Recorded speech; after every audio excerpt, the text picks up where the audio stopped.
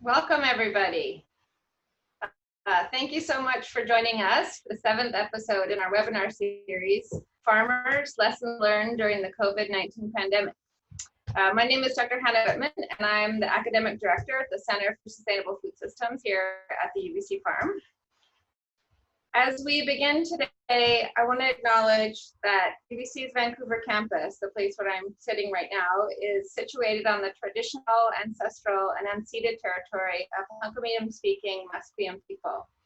Each of you are joining us today from many places, near and far. It's one of the joys of having a webinar like this. And I'd like to also take this opportunity to acknowledge that all of us are learning from the traditional caretakers of those lands. I'd encourage everyone to take a moment and situate yourself in your place. On whose territories do you currently reside? How are we accountable to the people of those lands, both historically and in the present day? And if you'd like an opportunity to learn more about the territory that you're on, we'd encourage you to begin that learning journey by doing some research. One way people can do this is going to nativeland.ca, which is a really lovely community-based website that shares a lot of historical information about the different spaces across North America. So today is our 7th installment in our webinar series, Building Resilient Food Systems During COVID-19 and Beyond.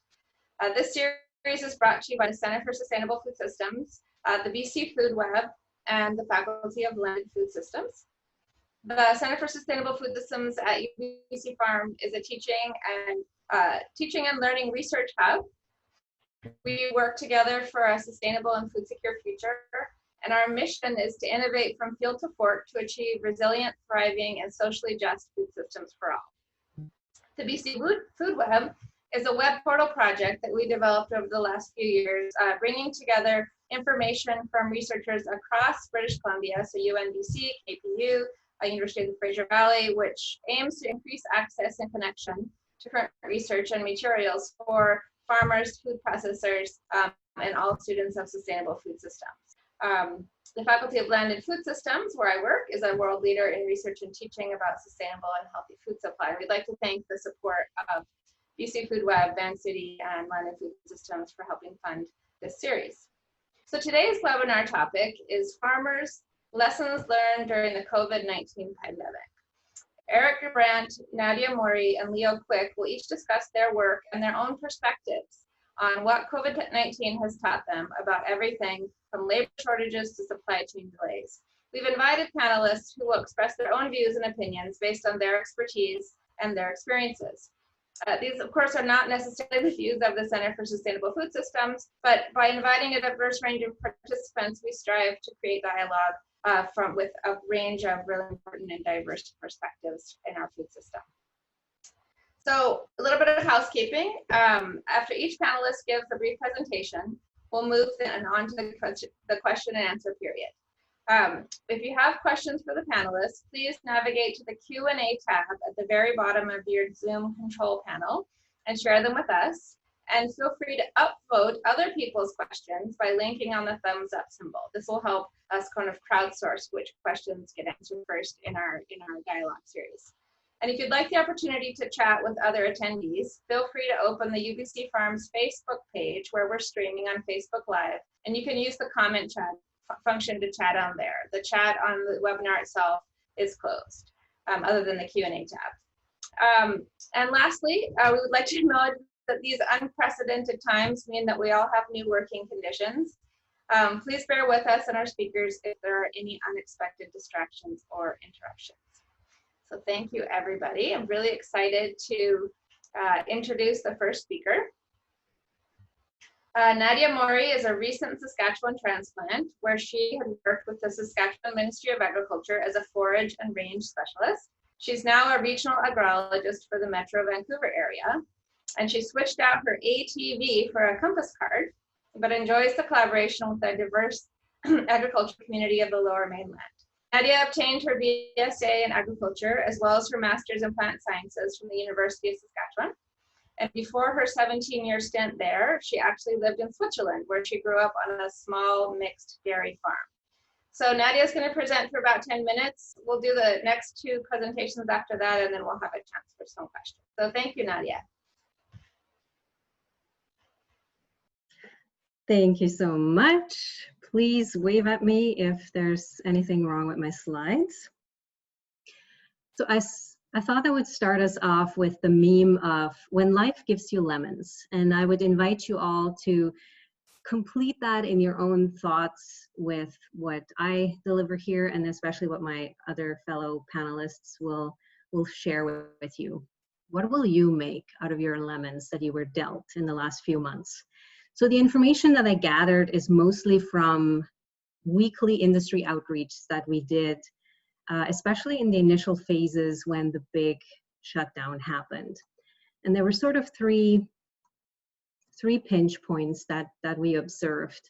And they mainly came in the supply chain, at the farm itself, and then also when we went to accessing markets where disruption occurred. So keeping with my lemon analogy, I'm going to list sort of the main squeezes that we observed and then some safeguards that you may want to think about.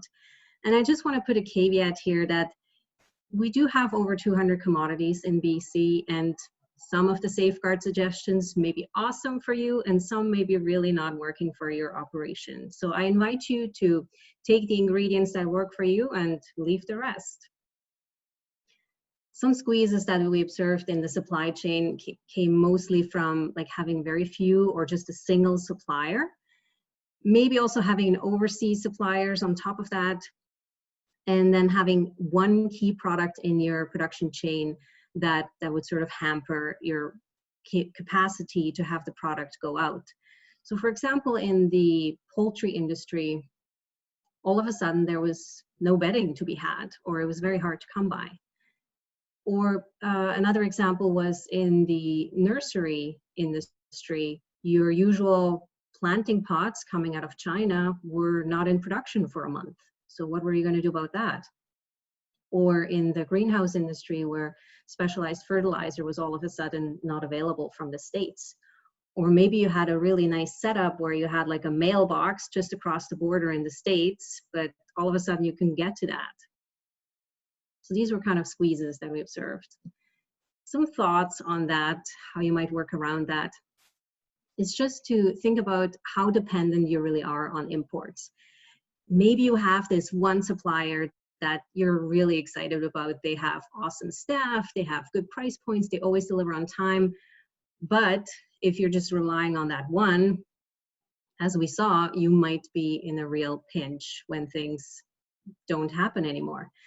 And then also, if you have different suppliers, check where they're getting their raw supplies from as well, because if they're all getting it from the same place, you may have different suppliers, but it still all goes back to being reliant on one source of it all. So having a network would be really something to think about. And then I kind of feel we've gone through a sort of phase of being really lean and having minimal stock of product. And it's good because that's expensive, right, to have material on stock. But having nothing at all on stock is also kind of leaving you very vulnerable, as we saw. And in all that, in all of the three components, what's really important too is that you do have a good sense of your cost of production numbers. And I know from my experience in Saskatchewan, that was always something that producers did not particularly like to think about, but it's really important to know your numbers so you know when to make decisions and how to make those decisions. At the farm operation, the big one that we heard was labor shortage, and that was both the domestic and the foreign labor. For domestic, it was feeling insecure to come back to work, not feeling safe, not having access to childcare, not having enough financial incentive to come back to work, or reduction in interprovincial travel, as we saw, for example, for the fruit pickers that just didn't show up.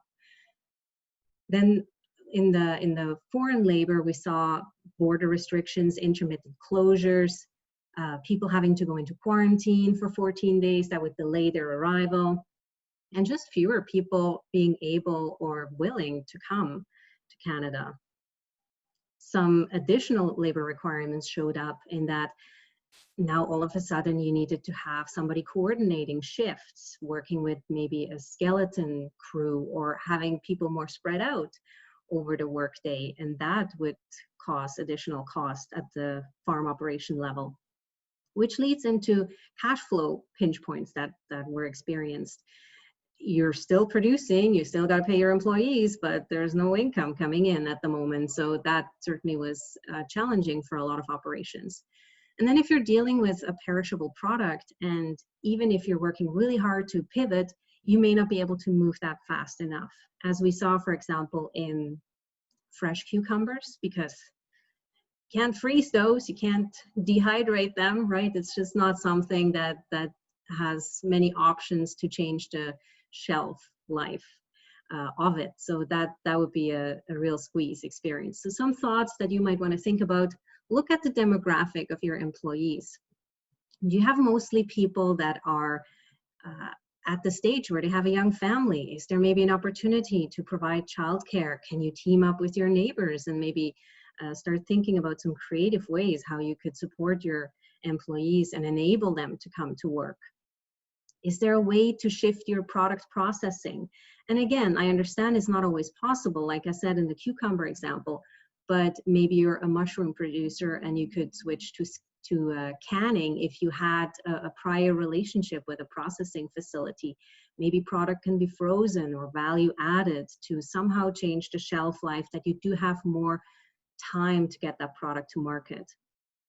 And then again, if you do know your numbers, there may be a hard point where you have to decide, you know what, the loss that I'm experiencing right now is not worth keeping my production going. And that's not a decision we want to make, but maybe intermittently, if things really get tough, that may be something that needs to be explored. And then having good relationships with your lenders, right? Just keeping a good dialogue, having communication with them, that if those cash flow concerns come up, you do have opportunities to fall back on.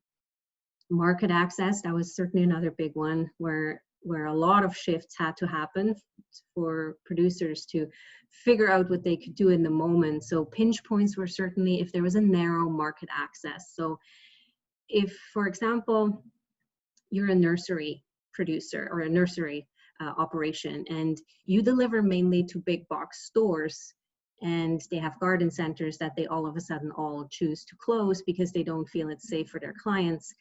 Now, maybe you've lost 90% of your market. So that's a real pinch point. If you're maybe a microgreen producer or mushroom producer and you deliver mainly to high-end restaurants and that all of a sudden evaporates, that can be a real pincher right there. Maybe you're an egg producer on the island and all of a sudden the ferry schedule is just that narrow that you can't get on there to deliver your product to your lower mainland geographic market. And so with that, we also heard a lot of challenges around accessing logistical services.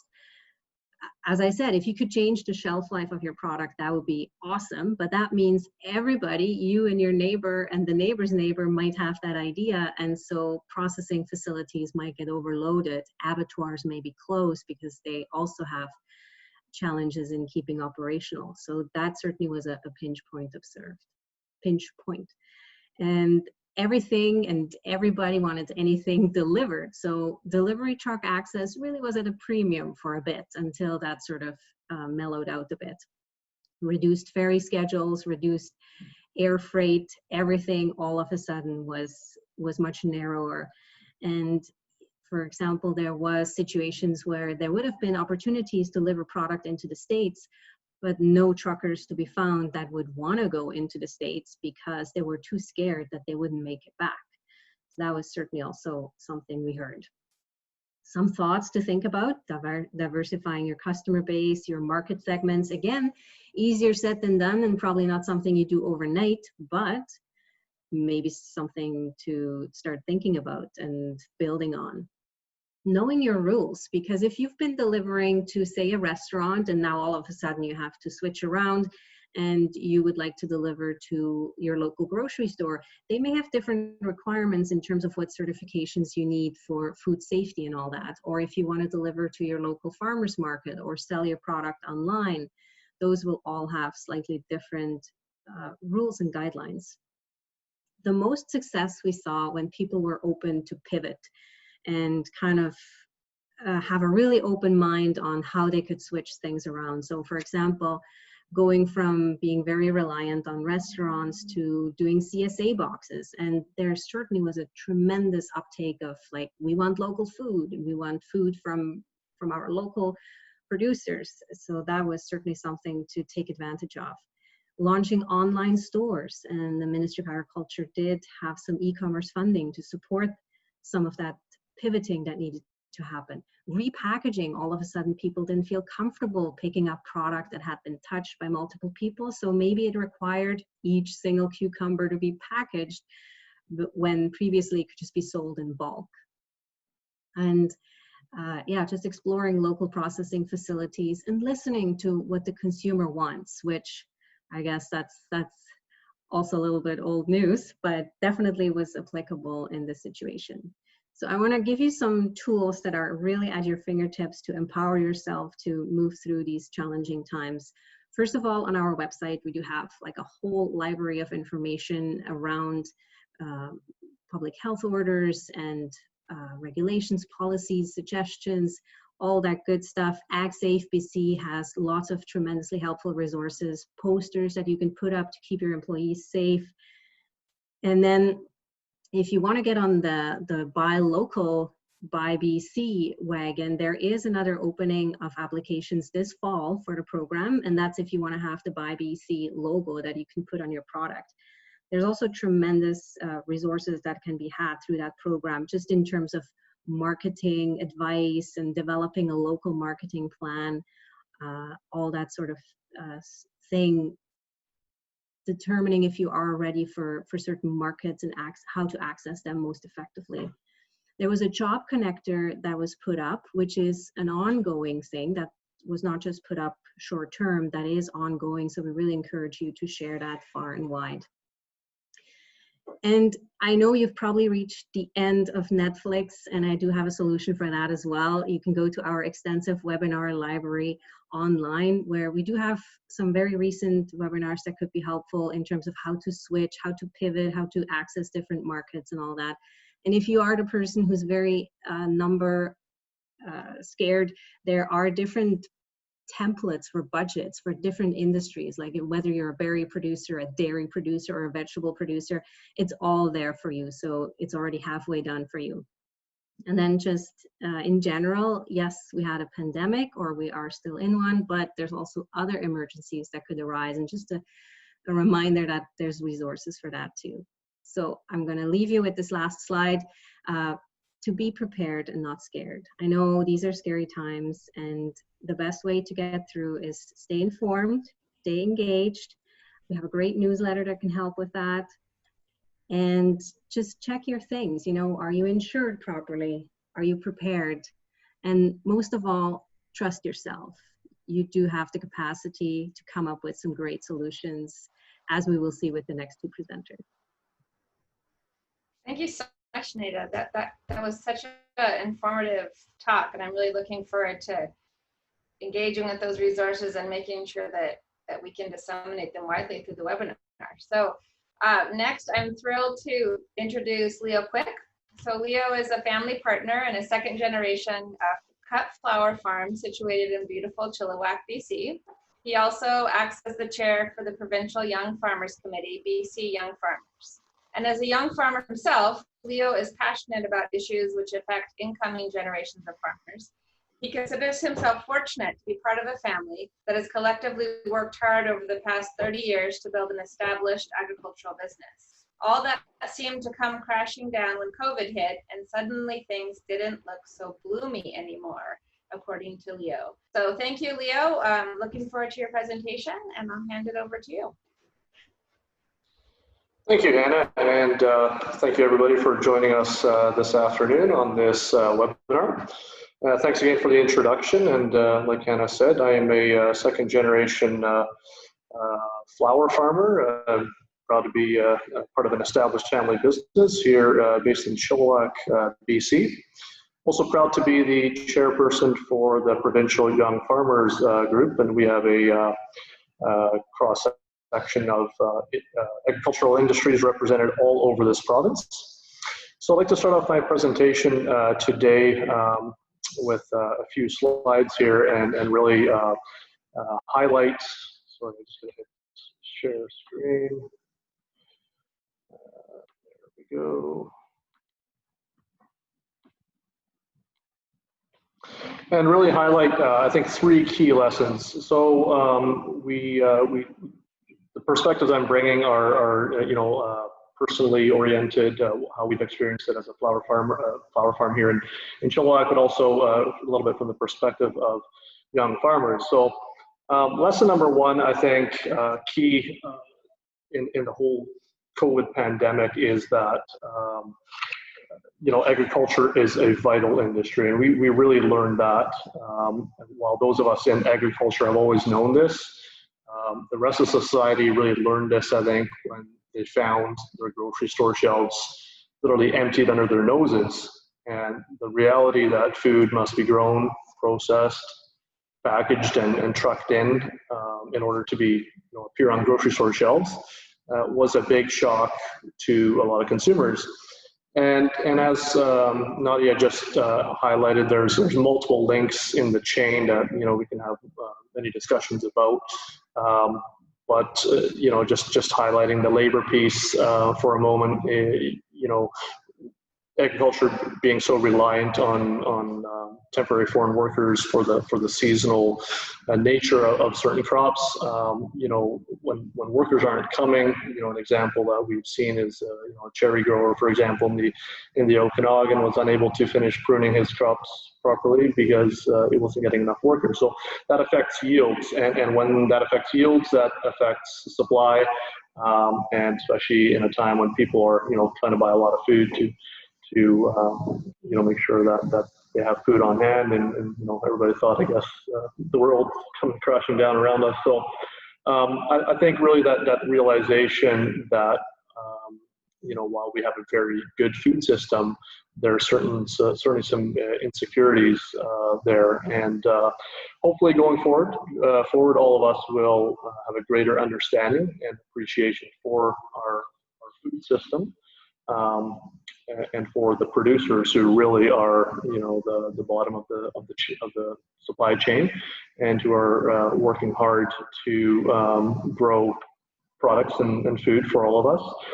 But where some of these links can fall away, it can be a little scary, and especially from a producer level, unable to get products to market and stuff like that. So really, the realization that agriculture is a vital industry, I think, is a big lesson, and one that I think consumers and all of us can take a deep appreciation for, to also support that going down the road. Moving ahead to lesson number 2, who of us have never been through a disruptive occurrence in our lives, and we weren't forced to think about how we were going to go forward. And very much the same with COVID. When this disrupt, when the panic mode set in originally, and I take our own farm as an example. We were gathered around the table as family, and basically didn't know what to do, pulling our hairs out, basically talking about what are we going to do? Do we need to start growing food? Or we were getting orders canceled left, right, and center. But I think we all decided that let's stay the course. Let's fall back on our strength, and let's start thinking. Let's start using the tools in the toolbox. And one of those is product development, or logistics opportunities. One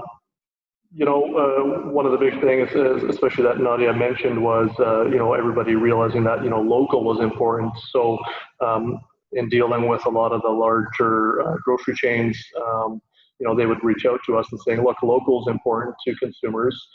Come up with some good local flower bouquets or product lines that will appeal to consumers, but try to drop the price category a little bit. So obviously people would be a little more conscious of how much money they were going to be spending. So our research and development team, we got to work on that. we capitalized on the whole, going green, eco-friendly packaging thing, and really sped up some new packaging opportunities that we were looking at, so that we now also have a compostable packaging that we can put on a local locally grown flower lineup that we supply. So that was a great opportunity, and I think as a challenge to anybody facing disruptive change such as COVID, think outside the box. Use the power of thought of your teams you have, of the resources you have in house, and just start bouncing ideas off the walls and come up with new things. Another big one that we were faced with was getting product to market, where flowers, being a non-essential item, a lot of the warehouses would not handle flowers, so we were faced with getting these flowers to market, because we really realized that people, in the new normal, I think, were forced to stay at home, and they wanted to bring some affordable luxury into the home. And in the springtime, what better way than buying, a bouquet of flowers for 10 or 15 bucks, right? So we still have to get these flowers to the market, because we saw a sudden increase in demand after the panic mode somewhat subsided. And those are opportunities that you could jump on, and I think as young farmers as well, seizing those opportunities as they present themselves. Moving on to lesson number 3, I think, and it kind of ties into number 2, is that farm resilience really is essential. Never in our lifetime was farm resilience tested as it was at the outbreak of COVID. And I think farms that enact good resilience are usually rather diverse farms. So diversity might mean, farming several different crops on a small farm parcel. Or if you are a vegetable producer producing, let's say peppers, what kind of packaging or what kind of formats are you able to sell those peppers in? I look at us in flowers, what kind of formats and different options can you turn that product into? And do you have that backbone within your organization to support changes, right? So farms that are diverse, going hand in hand with diversity, usually is that the challenges they face are often bigger, just because they have a very diverse organization. Usually focus is spread out over multiple areas in the business. So it really comes down to the strength and the viability of the organization. Having said all that, I leave you guys all with a slide. I think a very familiar picture here. You've been farming along, through thick and thin. Farmers have been around from the beginning of days, and will be around forever, basically, because they, at the end of the day, they're the ones supplying us with food. And it's about how we're farming nowadays, and how are we adapting. And while that, we always had the influence of technology changing farming, I don't think anything changed farming as COVID did. The challenges that we all faced, and it just made us think differently. And I think at the end of the day, teasing it by the horns, literally, and adapting, seeing it as opportunities moving forward. Let's not be shy. Let's take opportunities as they come, and positive outlook on the future. That's the way I see it. So thank you very much, everyone. Thank you so much, Eric. Leo. Thank you so much, Leo. It's really interesting to see how your family was able to pivot to the local market, to look at the compostable packaging. So there's been some questions already coming up in the Q&A about what changes did farmers implement in COVID that they might carry forward into a post-COVID world. So we might hear more about that from you in the Q&A. This is really interesting. Our next speaker is Dr. Eric Gerbrandt.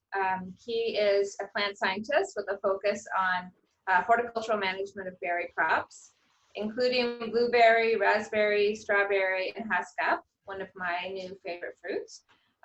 Through his role as research director for the BC Blueberry Council, the Raspberry Industry Development Council, and the BC Strawberry Growers Association. Dr. Gerbrandt facilitates a diversity of research projects with researchers in industry, government, and academia to improve the bottom line for berry growers in British Columbia. So thanks so much, Eric, and we look forward to your presentation. Good afternoon. Hello, everyone. If you're looking for a PowerPoint slide, you don't have to because I don't have one. So you can just look at me, I guess, if you don't want to just turn your screen off. Yeah, so thank you to UBC and the organizers of this event for inviting me to put in my 2 cents. I have to admit, this topic was a tough one. I'm no expert on pandemics, so I'm going to start off by acknowledging that my comments are going to be quite narrow in focus, rather than try and give an authoritative opinion on the situation in general. I'm hoping to be able to provide just one specific example of what we're learning from the pandemic. You know, Nadia has very well addressed this from a general standpoint, and I'd like to build off of what Leo's perspective has been as a grower, and what he's learned about opportunities right here and now, by talking about what I think we need to do in the future. So my comments are intended to be forward-looking as to what needs to happen in response to the pandemic. And so that's kind of me defining the color of the lenses that I'm looking at this from as a researcher working just in the berry sector. But I hope that that will also have some, inference for other sectors as you could translate the things I'm talking about for berries to what other crop you're working on. So a comment I've heard frequently in discussions about agriculture and COVID is that agriculture is essential or vital, as Leo put it. And I think that this is for 2 reasons. First of all, it's because, it's essential because the public needs food, like the empty shelves that we saw a slide of. But second of all, it's essential because farmers typically can't just stop what they're doing and expect for their businesses to be alive when they resume activities again.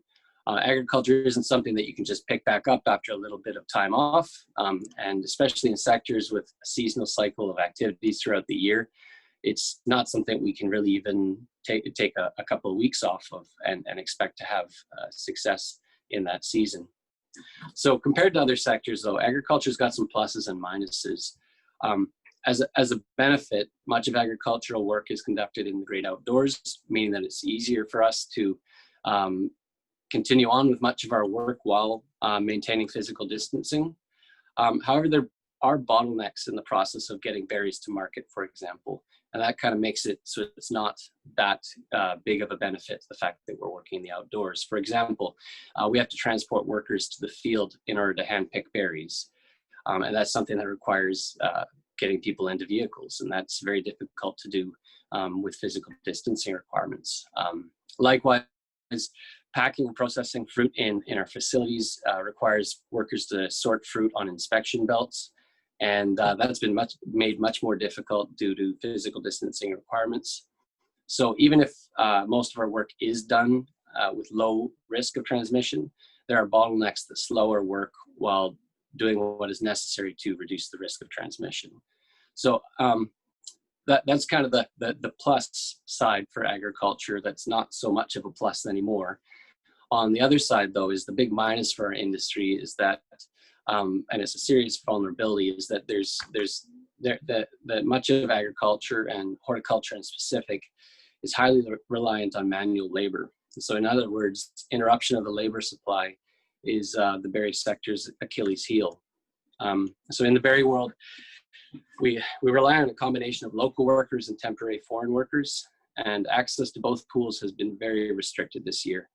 There were fewer foreign workers entering Canada, and those that did arrive were often delayed and then had to quarantine for 2 weeks prior to working. And much of our local workforce was either stranded in India due to the shutdown of that country, or they opted to stay home rather than risk exposure. So I don't have any official stats on this, but many operations were forced to operate with like 30 or 40% of the usual labor force. And now labor shortage is not a new challenge for the berry industry, but COVID has really brought it to the forefront even more than ever. Not only was labor in short supply prior to the pandemic, but we also had a very high cost of labor compared with countries against whom we're competing in a global marketplace for both fresh and processed berries. In this way, it's increasingly challenging for our growers to be competitive. And so this really brings me to the one point that I want to make about what I think we've learned from the pandemic. And that's that we really need to innovate faster to decrease our vulnerability to reduce labor supply and bottlenecks created by the need for physical distancing. We need to innovate faster so that we're not exposed to the risk of loss of labor. So from my perspective, I think there's 3 ways that we can go about innovating to improve our resilience in the face of the current conditions, as well as to reduce our vulnerability to a repetition of history if similar conditions arise in the future. And I think it was Nadia mentioned that it may be something else that comes next, and we have to be ready for that. So the first thing that I think we need to do, that we are working on, that we have to do faster and put more effort into, is that we need to work towards automating and mechanizing more of our work. For example, on berries here, we need to be able to machine harvest more of our blueberry crop for fresh markets rather than having to hand harvest it.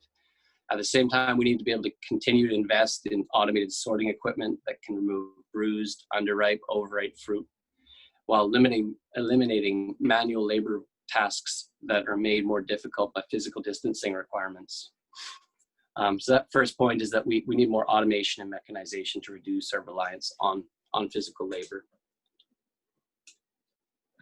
Second, we need to make new berry varieties through breeding that make it possible to change the way that we harvest and sort our fruit. We need varieties that work well with automation and mechanization.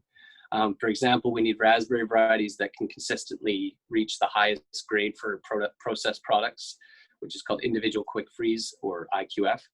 And likewise, we need fresh market blueberry varieties that can be mechanically harvested with a big machine that goes over the row without bruising, so that we can then put that into the fresh market.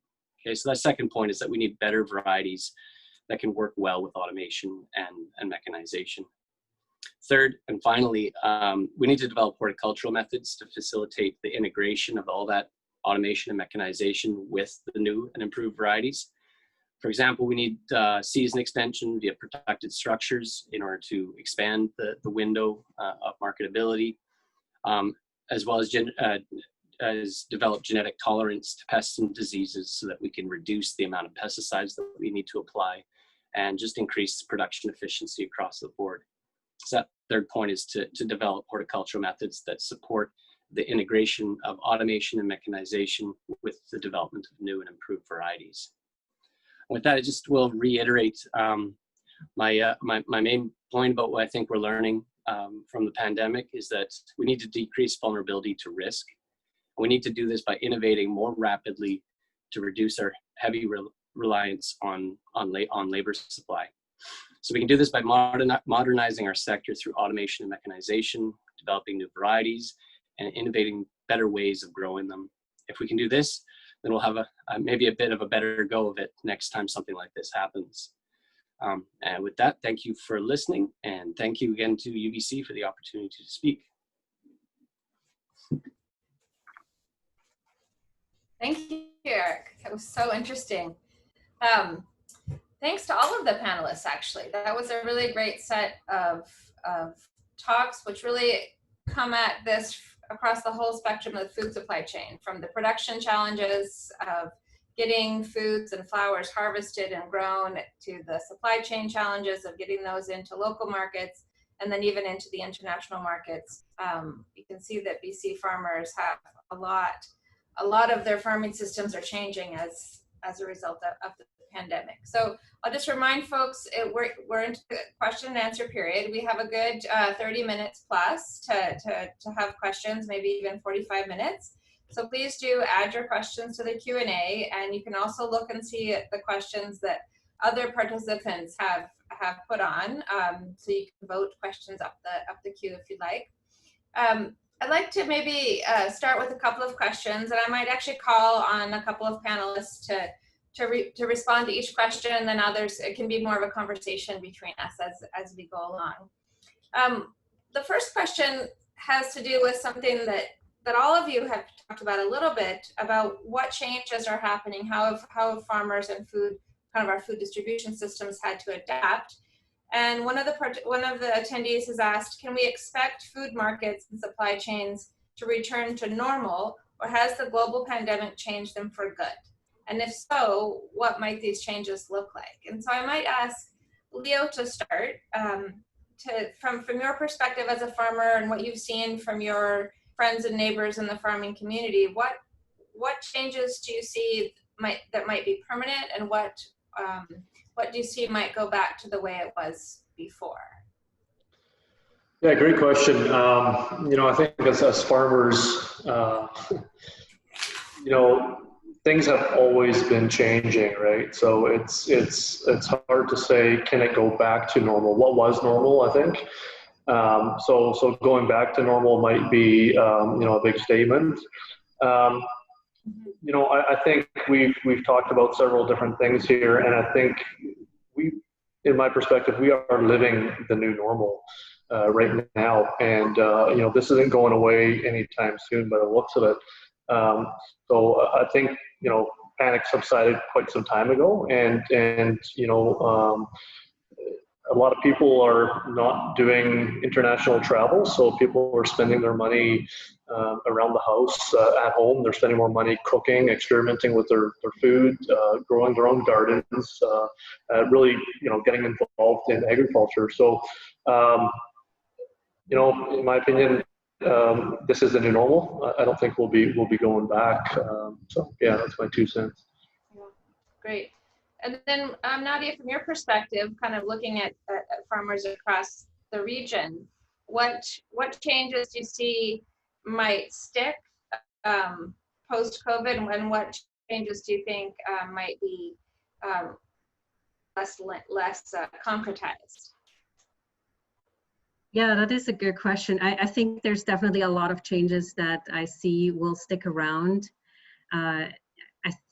And because we've seen this as an example of what can happen by being so global and being so connected. And so this may just be one of other things that can come up. So I think people will kind of keep what's going on already up.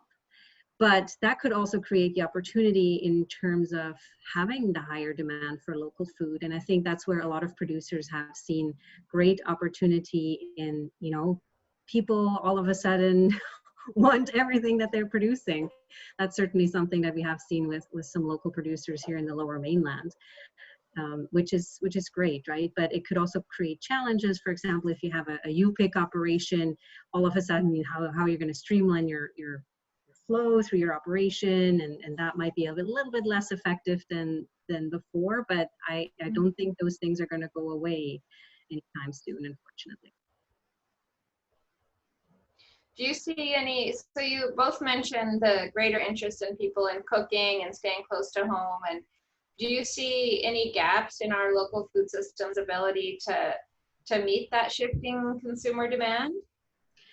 I think what really came up was the local processing capacity as a big gap. And these things don't happen overnight. Like, you don't build a processing facility overnight, and it also has to be sustainable, right? If we could have more local abattoirs, that would be awesome, but it has to be sustainable for that operator as well. So it's not always an easy and straightforward solution, but something like the local food hubs that the Ministry of Agriculture is investing in, or was already investing in before the pandemic, could maybe be some gateway to develop more local value-added products and ideas on how to pursue that further. But yeah, I would say processing is a big one where we could do better. Great. Okay, so moving into the next question, how might shifts to online marketing and distributing offer opportunities for small farms to grow, and how do we best take advantage of them? So I might ask Leo and Nadia again for this one, and then for Eric, I'd like to comment on this question from the perspective of the berry grower. So one of the things that I've noticed in doing a lot of, I have done sort of online local food shopping for years, and what I've noticed is that those farms who are kind of tuning into the consumer networks are quite a bit more diversified. And I was just curious how you see this trend playing out in some of the larger farms that have not been necessarily as diversified or not quite as small. So I guess I'm curious, how can the range of farms that we have across BC, diversified, not diversified, small and large, how can they kind of connect into this new online consumer demand going forward? So I'll hear from Leo, Nadia, and then Eric too on this one. Yeah, that's really about the brings up the question of diversity. I think there's been several groups or people basically trying to set up these support networks, I think, for producers, especially for smaller scale producers that might not have a broad enough of a product package that they can market themselves. So that they're getting together and somebody's offering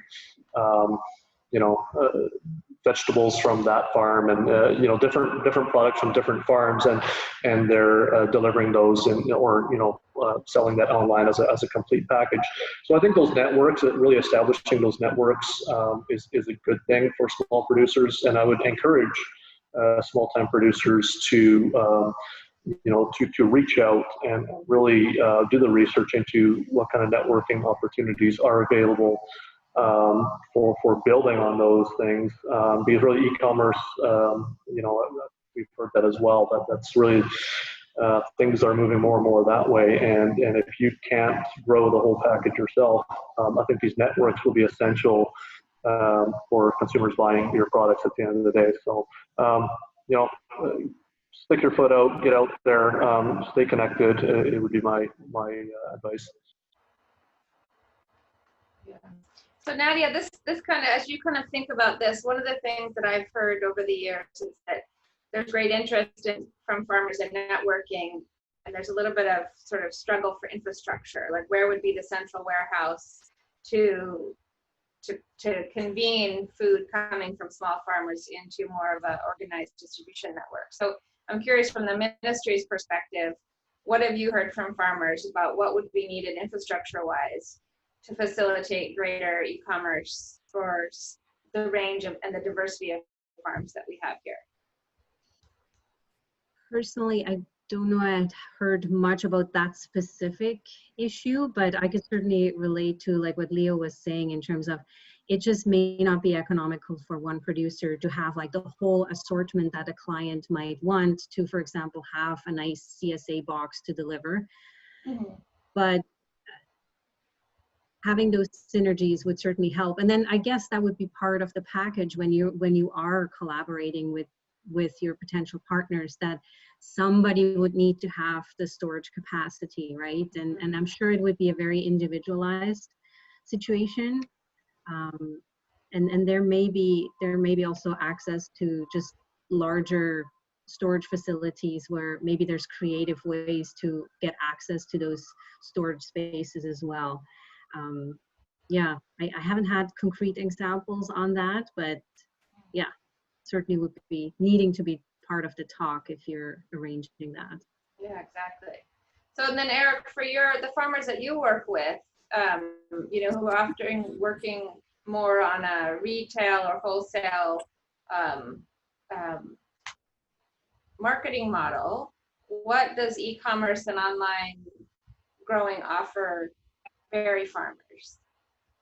Yeah, that's a really important resource. I just pulled up an email I got 24 hours ago. BC Food and Beverage recently released the BC Food Connection matchmaking tool. So that just got announced the last couple of days here.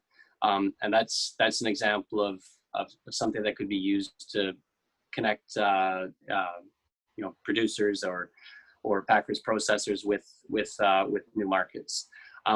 So kind of a complicated situation in berries. So on the strawberry side, it's a relatively small industry, maybe 500 acres.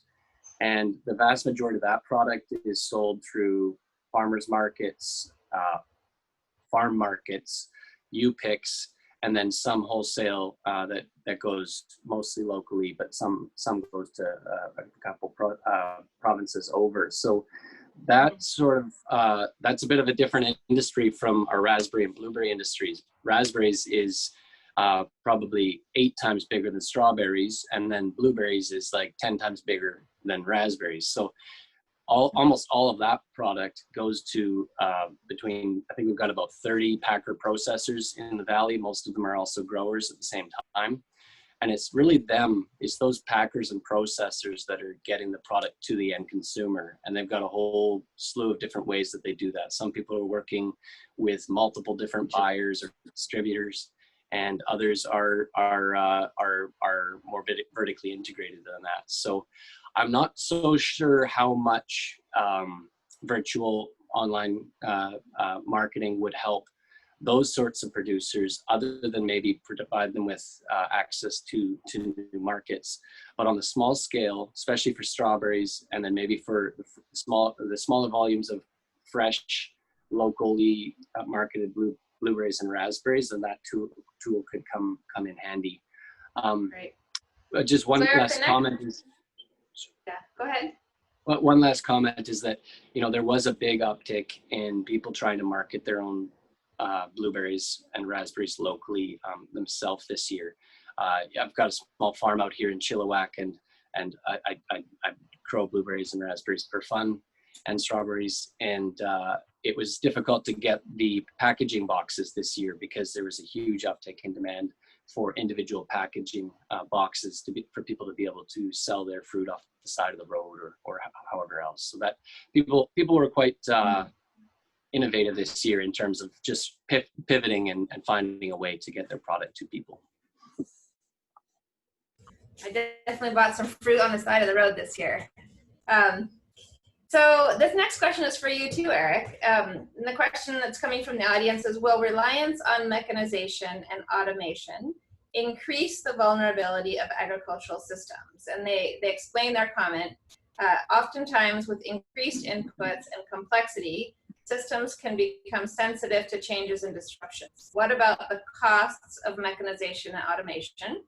Will these privilege large agribusinesses and disadvantage smaller farms? So I guess this is a question about, like, seeing that we have this challenge with access to labor, and mechanization being a sort of an innovation that could attenuate that concern. How would farmers of different sort of scales be able to take advantage of this innovation, and what might be some of the other consequences of automation? Yeah, I think it's kind of a do or die situation. Like if you can't get workers, which has been the case for a lot of growers this year that don't have they're not large enough perhaps to demand service from the labor contractors, they've got no other option but to find a different way to go about getting their product harvested. So, but the person who's asking the question here has brought up an interesting point in that there's definitely trade-offs. I mean, it's more difficult to get a good quality product when you're machine harvesting because there's bruising involved in hitting a berry off of a bush and having it drop 4 or 6 feet.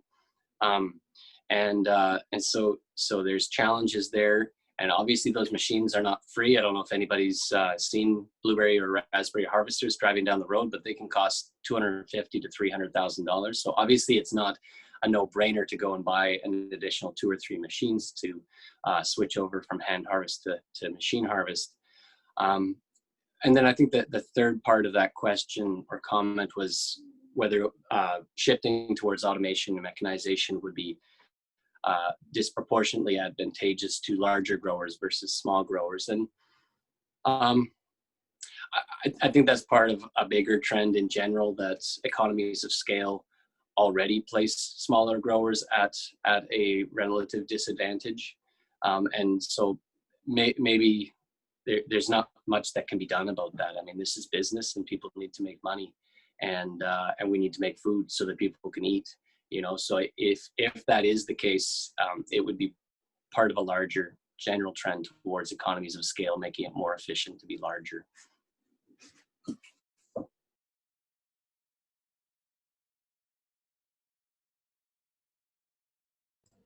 So this is another labor question, and I might come back to Leo and then maybe Nadia for a ministry perspective on it.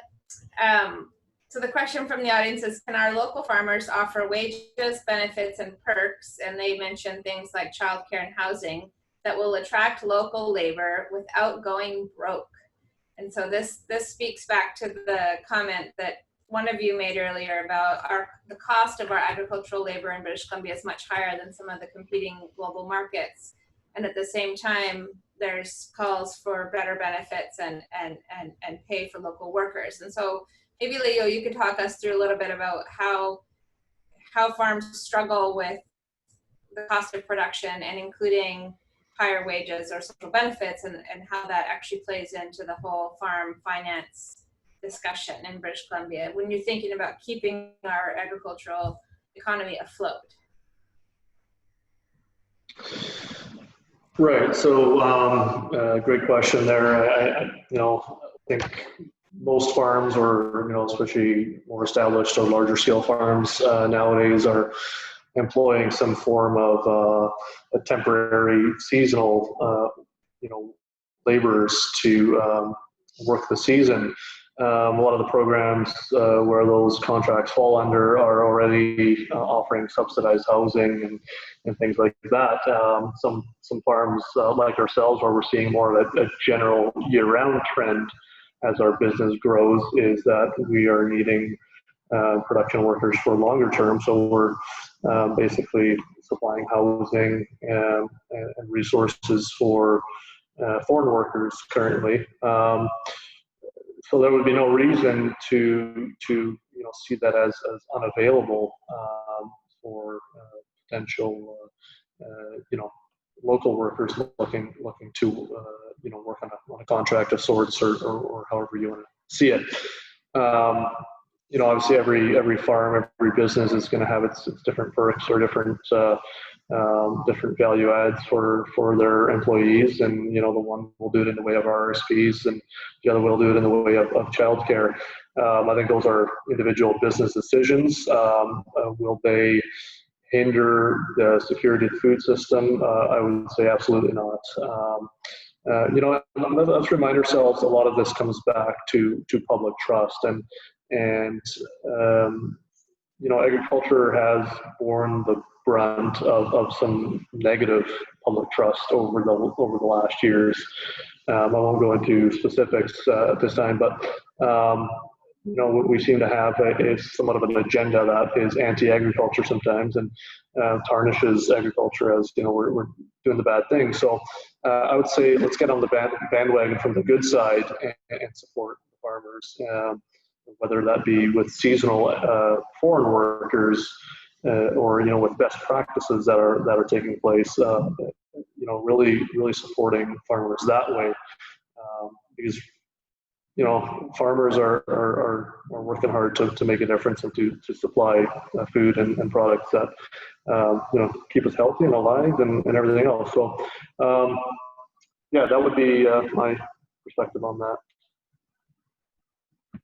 And Nadia, sort of noting that our farmers are really challenged here with, paying fair wage. They're paying fair wages. They're providing benefits, and they're competing with other global markets which have a lower cost of production. What can government do to support farmers to be able to keep firm with their good labor practices?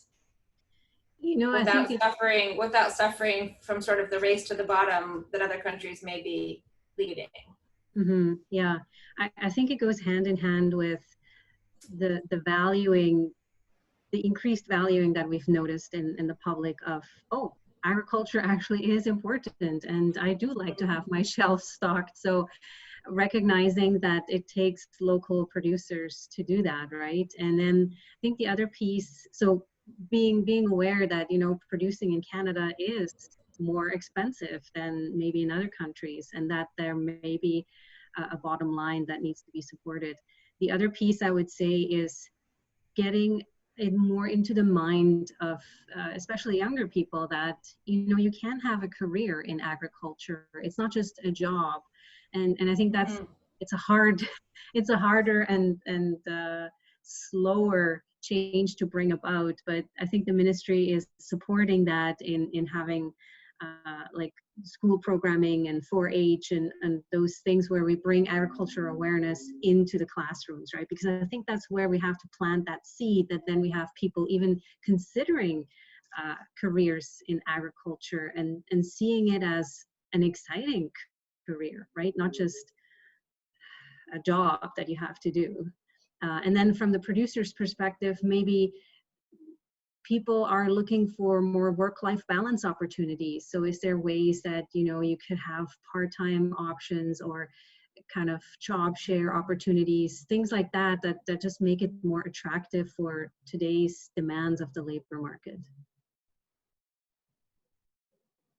Yeah, I myself am a product of 12 years of 4-H, so still in agriculture. So this is, so I mean, what I'm hearing is really we need to work together to increase public trust in agriculture, and that means helping consumers understand better the food system that we live in and work with farmers to improve it.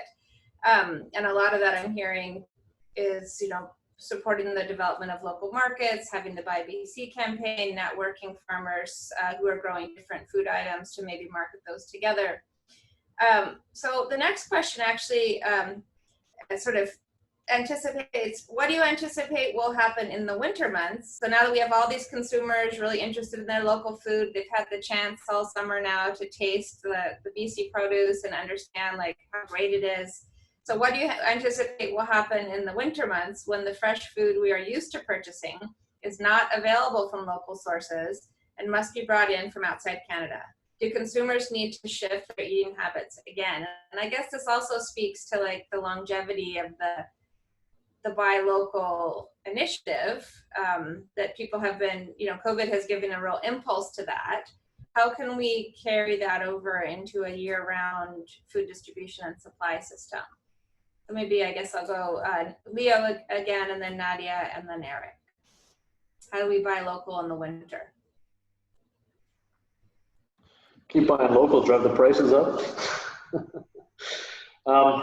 You know, I look here in Chilliwack, and no, I'm by no means advocating for them or something, not a salesperson for it, but I look at the local harvest market here in Chilliwack, and Farmer Dan there, and he's a big advocate that you're able to grow food year-round to the winter, or there's ways of making local produce available year-round. We've all become so consumeristic, though, that we always expect to have whatever products on the grocery store shelves 52 weeks of the year. I think it comes down to changing our mindsets a little bit and really getting into the seasonality of when products are available. There's a lot of root crops that can be grown through the winter, that can be stored well through the winter. But you know, some of the big box chains are buying things elsewhere, you know, from warmer climates at much reduced prices or better prices. But I think changing our mentality is going to again doing that research on what is available. There's BC produce available through the winter, and it's excellent. And actually, I was speaking of Farmer Dan, funny enough, a few weeks back, and I was actually asking him, I was like, hey, what can I, you know, seed for a winter crop in my vegetable garden? And he's like, grow leeks, grow spinach, grow broccoli, grow it all for the winter. I mean, you won't be getting the abundant harvest, but you can pick cauliflower in the middle of December if you plant it early enough in the summer and all those kind of things. So I would by no means say that we're limited at all with our seasons. So you're eating with the seasons, right? And I think that comes back to Nadia's point about, you know, consumer education and food literacy and understanding what on our shelves actually comes from here and wanting to focus on those. Nadia, and maybe Eric, or maybe Leo, if you've heard of different options. Somebody is asking a really important question. You know that this period has been really stressful for all members of society, but I'm sure particularly so for farmers for whom mental health and stress is kind of a way of life. So the participant is asking what kind of mental health resources are provided to help farmers navigate through these fluid and stressful times. I'll let Nadia go first on this one.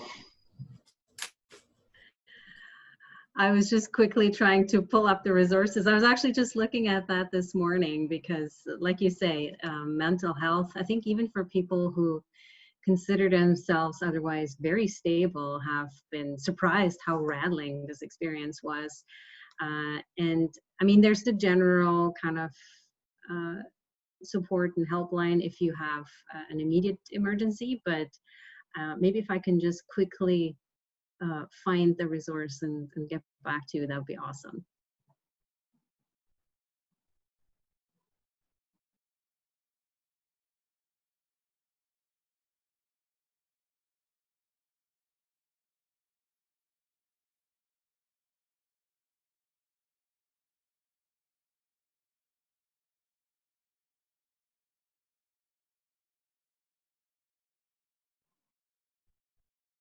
Oh, are you frozen or muted?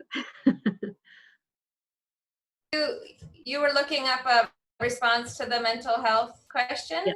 Yeah. So maybe if in the meantime, if you want to just check in with Leo or Eric, thanks. Okay, great. So Leo or Eric, what have you found? I know that was the theme of the Pacific Ag Show in January, quite conveniently.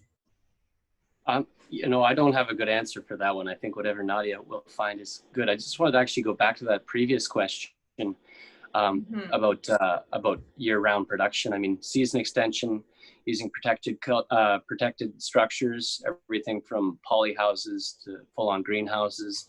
That's an opportunity for lots of different sectors to provide local berries and every other type of horticultural crop that we grow, really, on a more year-round basis. But it comes at a cost, right? Because you got to heat the greenhouse and you have to build the greenhouse, and so if the public is going to want a local supply of these products year-round, they're going to have to pay more for it because you're competing on a global marketplace again there. And you know, we can fly in vegetable or truck in vegetables from Mexico year-round at a very low cost per unit.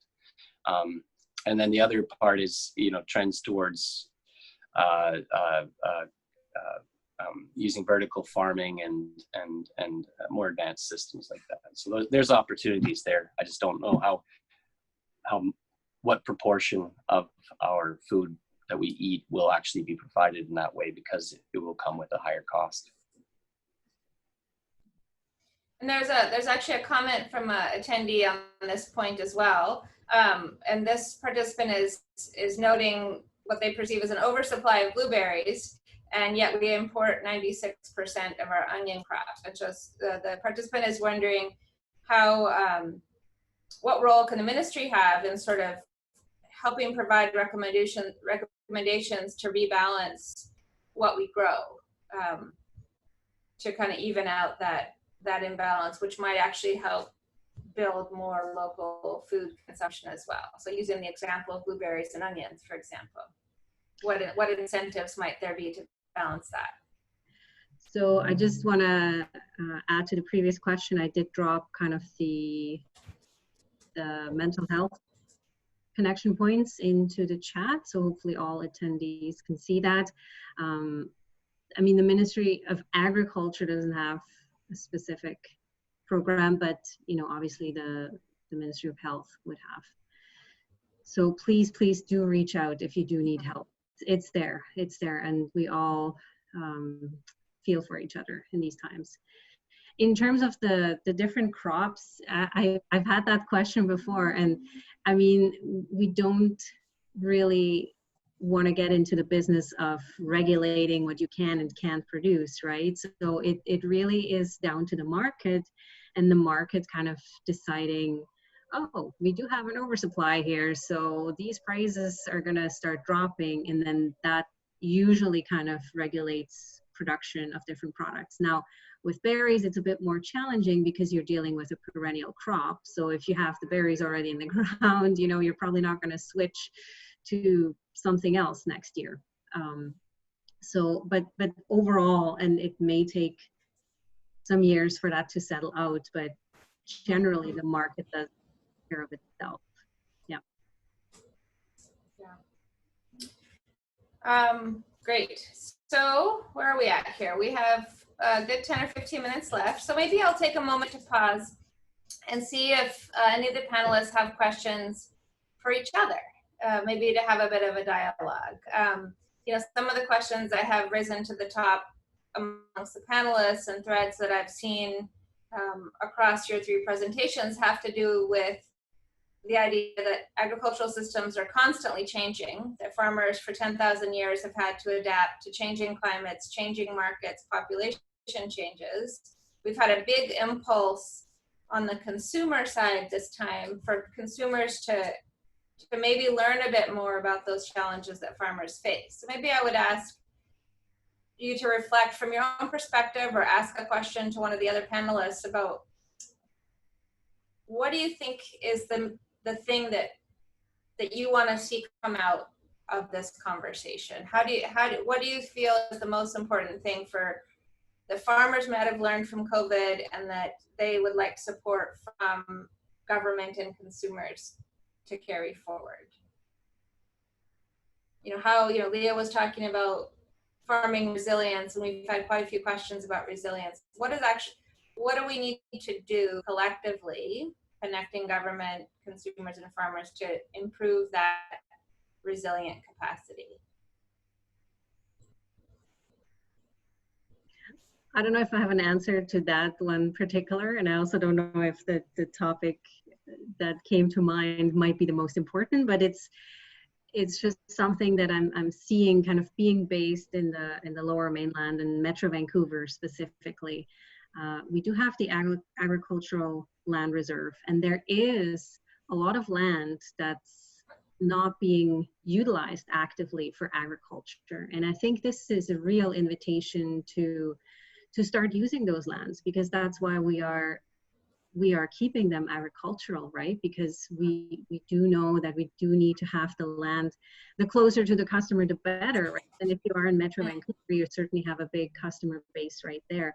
So I really see a big opportunity to start increasing the utilization of those lands. Now, the question that I would have is, the main reason that they're not being used right now is coming down to economics, right? Because we're talking smaller scale, or you have to be creative, maybe conglomerate some of those smaller parcels into a larger farm and develop some ideas on that. So I would be curious, just in terms of economic models, how we can make that work in the future, or how we can just make that work better, because at the end of the day, it is a business and it has to pay, right? I mean, we can all want local food, but unless the producer of that local food has also a living at the end of the day, it's not going to happen. So I think we need to sit down again and just do more work on the economic piece to help producers.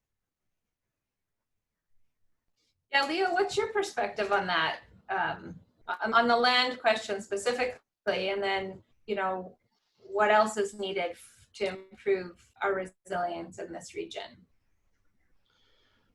Yeah, that's a good one. The ALR, you know, I think some of it not being used goes hand in hand with the cost of land, especially in the Lower Mainland, Fraser Valley. You know, it's hard to make the economics work, quite frankly, and I don't know. I'm a bit of a lack of you know, what would work. Other regions in the province, you know, I think things are a little more, you know, in favor there, if you will, especially for young farmers. You're talking about small parcel farmers or small parcel opportunities. I think really it's about trying to get in, you know, with the help of, there's some really good agricultural programs that FCC offers, Scotiabank offers, some of the bigger banks. Trying to work out a business plan, and find a niche. It's really about finding that niche here, because the big box, the big producers, they have an established foothold already. I'm not saying that a niche is an opportunity to work with a big box store, but rather than just growing pumpkins, grow pumpkins and make a farm pumpkin pie or something, right? Do something value added, do something special with it. And that's where you're finding a lot of, look at the beer market, right? Where all these craft breweries are popping up left, right, and center, because they all have their little niche, and there's some programs available, I guess. And so I think the same goes for food and small parcel farming. But it's about generating the interest amongst people wanting to take on that endeavor, and that's where I circle back to public trust. How important is agriculture to people, and how enticing or how do people see it as an opportunity? If it's always thrown in the dark light, people aren't going to be very optimistic about starting a farm. But where there's optimism, where there's encouragement, I think there's things that can be done on small parcel pieces with the help of some financial programs, etc. So yeah, there's been a lot of interest. We certainly train a lot of aspiring farmers here at UBC, and year after year we hear from them that their biggest challenge is accessing that land. The land that we see is, quote unquote unutilized, is not actually available because the ownership model is not making that available. So I think there's a lot to do on land matching and land access for diversified systems, and I think that's an ongoing conversation that even from our educational institution perspective, we really want to work on, because we need places for our graduates to go. So that's a really important one. So Eric, the question that we're kind of discussing is what do you see kind of as a parting question? What do we need to do together, consumers, government, industry, researchers, farmers, to build that resiliency into our food system? What roles for each of us? Right. I mean, I think that's essentially the point I was trying to make in my time to talk there, was that we need to innovate on, for example, automation, all that sort of stuff. But I guess to add to that point and answer your question, I'd say it's about making a whole that's greater than the sum of its parts by improving the collaboration that we have between three key groups, between industry, academia, and government. There is this is natural. There's a bit of operating in silos, where industry is doing its thing, government's doing its thing, and academia is doing its thing. And the more that we can bring those silos together, the better we're going to be able to address applied issues that are important to growers. And I'm talking about this from across agriculture. I gave the example for my sector, but I think it would apply to most other sectors. I always use the analogy of a three-legged stool, with academia, government, and industry working more closely in collaboration. So, yeah. And then the consumers are standing on top of the stool. Yeah, we've found we've done some research lately on how to get consumers more involved in advocating for farmers. That exactly what Leo's talking about, that many consumers don't actually understand how a farm works. We take 300 students a year into our agricultural programs, and 95% of them have never stepped foot on a farm. So we take them to farms in their first and second years of UBC, and it's really amazing to see, their perspectives on what they realize they didn't know about farming systems. And so I think for consumers as a whole, there's a role, maybe a willingness now to be more engaged with food systems and farming practices. And I think there's a really good opportunity now through buy local programs, through new marketing programs, through connecting consumers to farmer networks and hearing from them what are their challenges and how to support. So that for me is one of the things that's come out of COVID, is just how can we actually ride that wave of consumer interest to actually increase public trust in agriculture rather than going the other way. So I guess we're just about nearing the end. I've just gotten the sort of wrap it up cue. So maybe we can just do one final round. I would like to really express my gratefulness for your time and your perspectives, coming from industry, coming from government, coming from farmers, coming from kind of research support. If you had to go around and say, what is one thing in your sector or your life, your job, that has improved as a result of the pandemic, what would it be? And then any kind of parting remarks you'd like to leave for our audience. So I'll start with Nadia. We'll just go in the same order that we started with. Awesome. I just wanted to reiterate that if people need help with market plan development or advice or how to access local markets, you can email foodsbc@gov.bc.ca. I can drop that in the notes as well. It's not just for the Buy BC logo that you can talk to those folks, but also just general marketing advice. And there's lots of good resources there.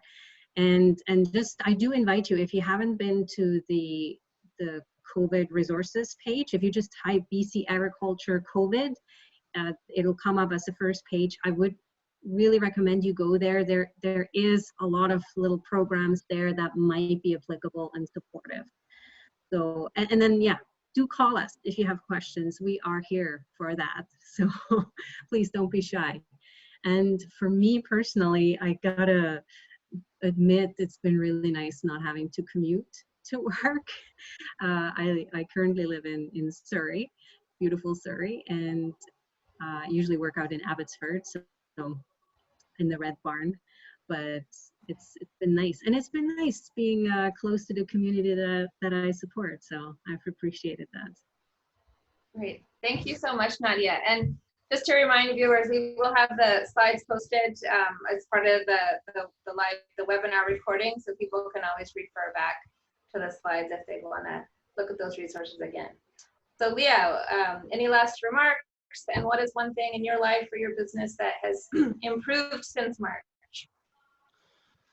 Well, we've been busier than ever, so I don't know, I thought maybe we'd kind of have a little bit of a slower summer and get some more time for camping and fishing or whatever, but I guess we had some holidays, but you know, it's been crazy busy around here.